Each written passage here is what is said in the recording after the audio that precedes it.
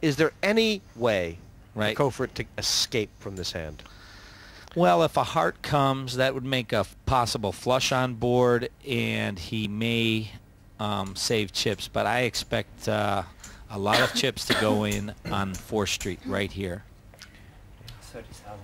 30,000. That's a big bet. 30,000.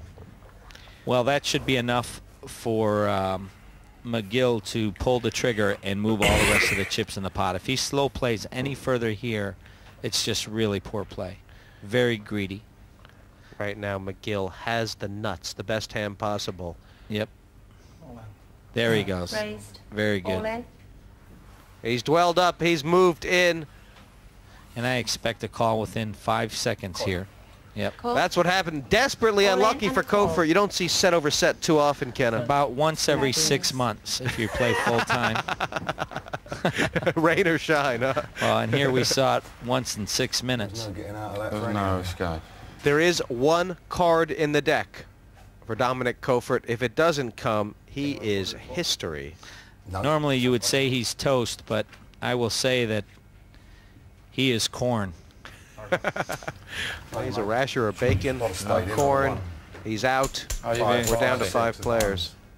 No, I didn't. Very unfortunate turn of cards for Kofort there, because he didn't really do anything wrong. You know, McGill did not come in with the raise with the queens.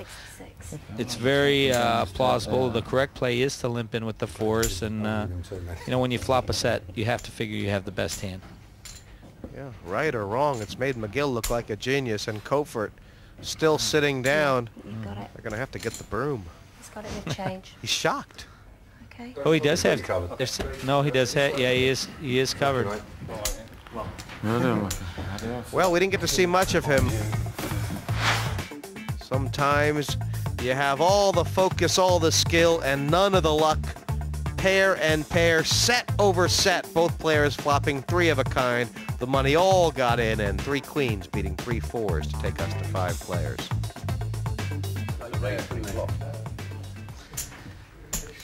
Yeah, thanks, Bob. Well, some players believe in lucky charms, and there is a. What kind of a cat is that? Is that a Cheshire cat? What is? Yeah, both I'm of them. not sure, but if McGill gets another big pair, I'm going to ask to buy it. I've got one here, but I'm going to... John McGill in very good shape here, 192,000. Poker skill, all skill, believe me. Set over set, Ken. Have you been on both ends of that proposition? Oh, well, of course I have. You know, the years I've been playing, you pretty much see it all. You know, I'm looking here. Dominic's only been playing 16 months, though. I'm sure he's now got a little bit more experience playing for the cameras, and you know, he'll take something away from this. I'm not sure exactly what. Maybe a bit of indigestion. How are the other players going to react to John McGill's big stack now? Well, you know, John, it looks like he's got a tight game plan, except for that deuce 3. You know, it's kind of interesting to see where he's going to go with that. Is he going to start playing more hands? Is he going to take control of the table? Or, you know, is he going to just let the cards do the talking? Well, it's still early, but one player staked to a big chip lead. Ian Fraser and Ken Leonard still sizing up the table. Let's see what happens from here.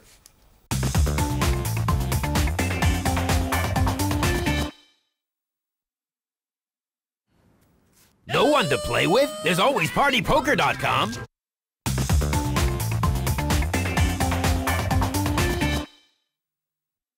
So we're just 8 hands in, and German pro Dominic Kofort is poker history. Trip 4s blown away by trip queens.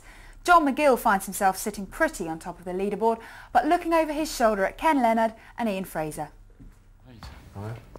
It's a terribly tough game, and this structure, I mean, it's amazing because even though it starts out very slow, you know the guys will be slinging the chips in on no hand. That's right, that's right. As the blinds go Oh, up. here we go. Ian Fraser. I'm going to predict he's going to play this hand. I mean, Ian was very disappointed. It had been almost 12 hands, and he hadn't seen aces yet. The man in form. But, he's just limped in here. Right. Is this dangerous? Wow. It is dangerous, you know, but all these players are playing this way. And I find that the European players tend to slow play especially big hands before the flop, a lot more than the Americans. It is, you know, people ask me what are the differences of play, and this is one of them right here.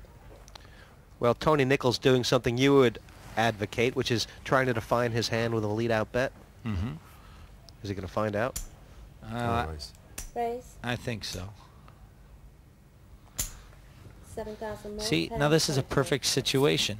You know, you bet for information, your opponent tells you you're beat, and you fold. Oops. Well, not in this case. Nichols looking for the 4 of the deuce. Yep. That could make things complicated. Yes, well, now he's turned an open-end straight. This is, see, 10,000. now he's actually pricing his opponent into the pot, which means he's giving his opponent value to call, because now, you know, he's got a lot of outs, and he's 6, and he ace, No a spades. deuce or a 4. Here An ace, is- he'd be in real trouble. Yeah. Oh, it is an ace. Unbelievable. Wow. That does make a 3rd spade on board, but Fraser is going to have trouble laying down those... 3 aces. Absolutely he is. No, come into the water. The water's warm. Yeah, the water, it's more like quicksand. Unbelievable. This is a display of how not to play pocket aces, and this is why. They are susceptible, you know, to hands just like this. Deuce 4. He's Makes passed! Wow, It was a only wonderful pass. 10,000! A wonderful pass.